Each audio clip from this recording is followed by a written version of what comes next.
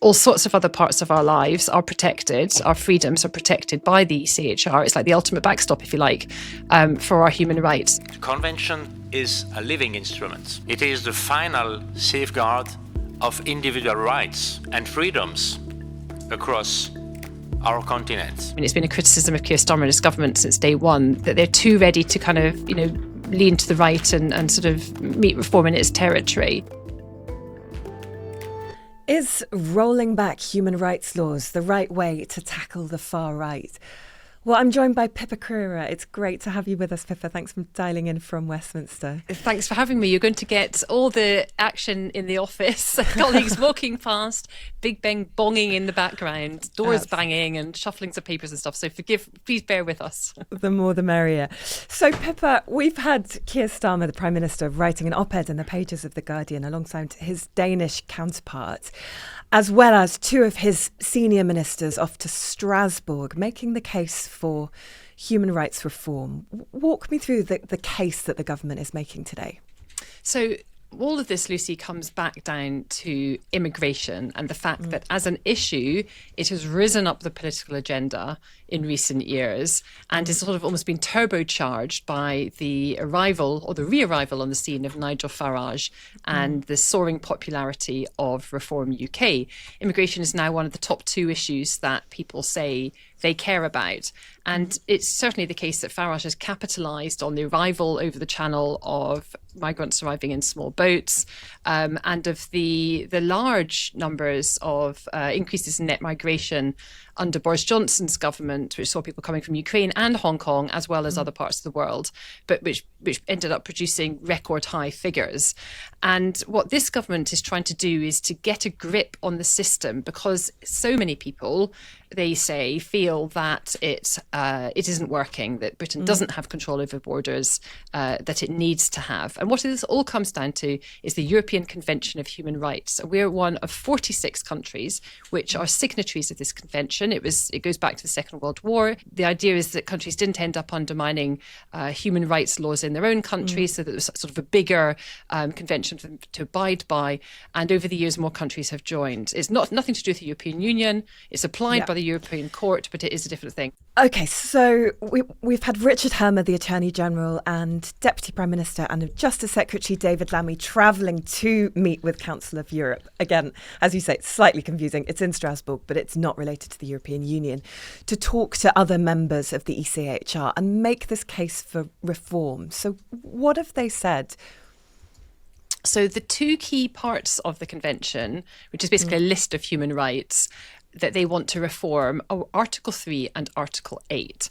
And what the government is trying to do is not just reform the ECHR itself, but to reform, to sort of modernise, to update its application by British courts, or indeed courts in any of the other European countries. Article 3 bans inhuman or degrading treatment, and Article 8 is about privacy and a right to a family life.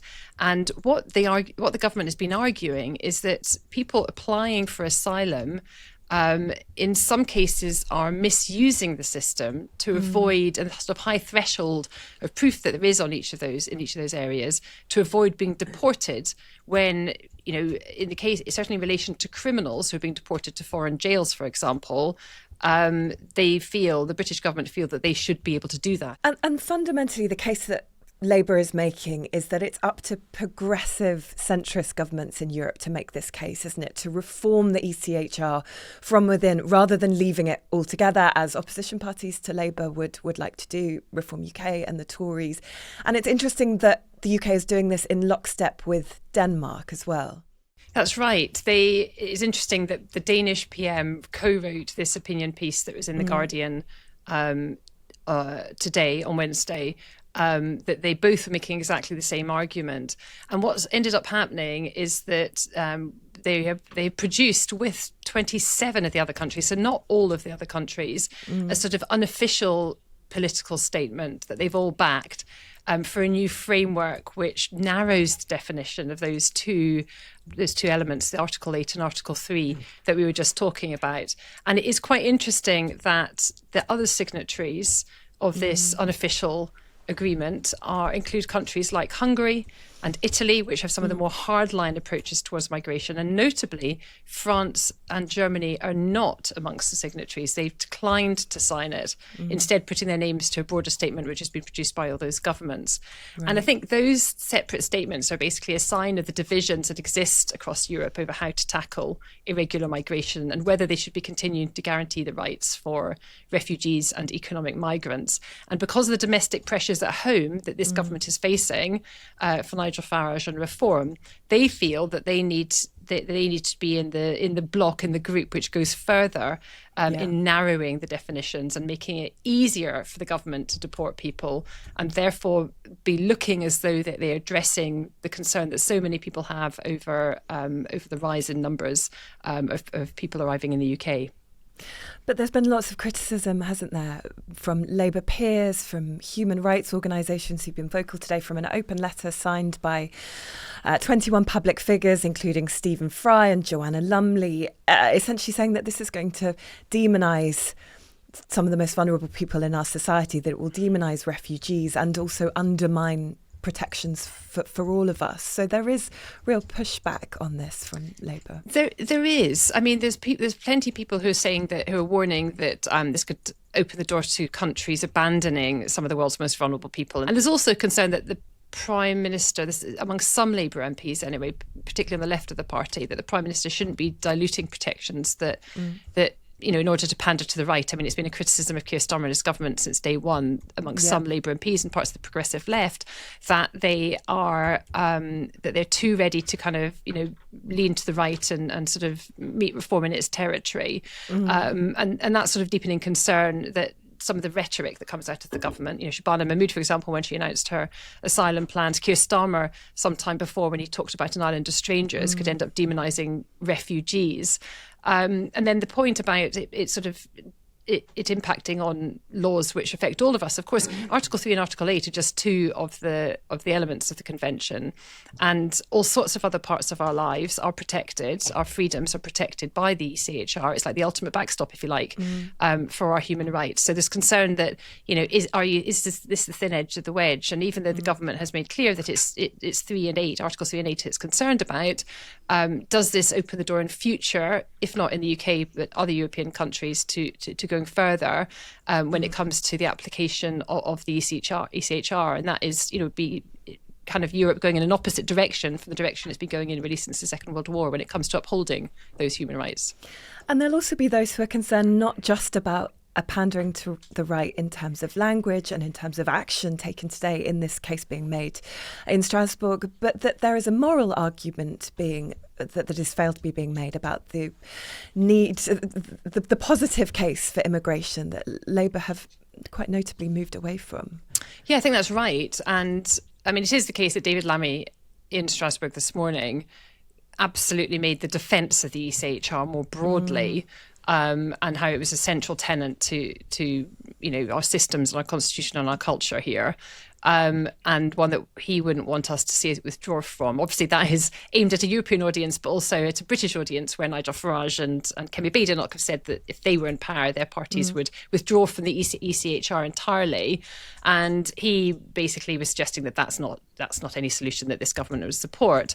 But yes, you're right. The sort of language that this government has, the tone of the debate that this government has pursued on migration, it kind of feels that it's almost like an afterthought that Keir Starmer says, oh, well, of course, we want to maintain our reputation as one of the most welcoming countries in the world, protecting some of the most vulnerable. It almost feels like an add-on, because a lot of what they're actually doing by toughening up things like indefinite leave to remain, lengthening the amount of time that people can be in the UK before they get permanent settled status, that sort of thing, feels sort of counter almost to that approach. So there's definitely a lot of concern.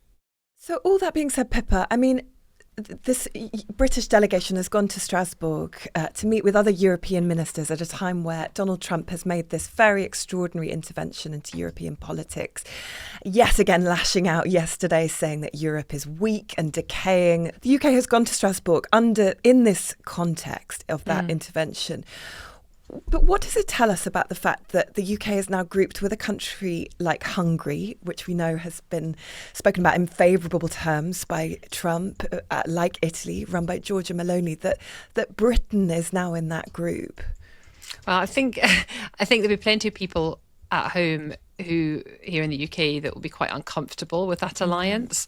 The fact that Keir Starmer has somehow managed to become a Trump whisperer and has convinced people that even obviously British people aren't overwhelmingly well disposed, shall we say, and being very diplomatic towards Donald Trump.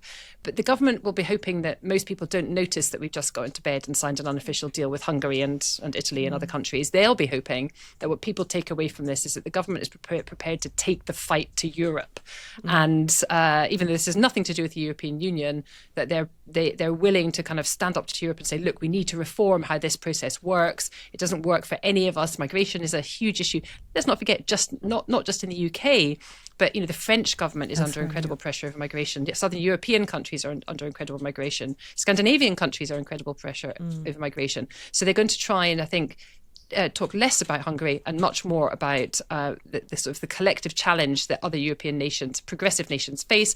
And I think what Keir Starmer wants to be able to say is that if progressive countries like the UK, social democrat governments, are not able to provide the solutions that people require, people are demanding for their borders, then they'll turn elsewhere. And you end up ushering in the right. And of course, they have very different solutions to this problem, which may sit very uncomfortably with a lot of people. Well, we will see what happens next and if that washes with the public. Pippa, thank you so much. Thanks for having me. Thanks so much for watching this episode of The Latest. Do let us know what you thought of today's discussion with the wonderful Pippa Crerar, our political editor, and do give us a like and subscribe as well.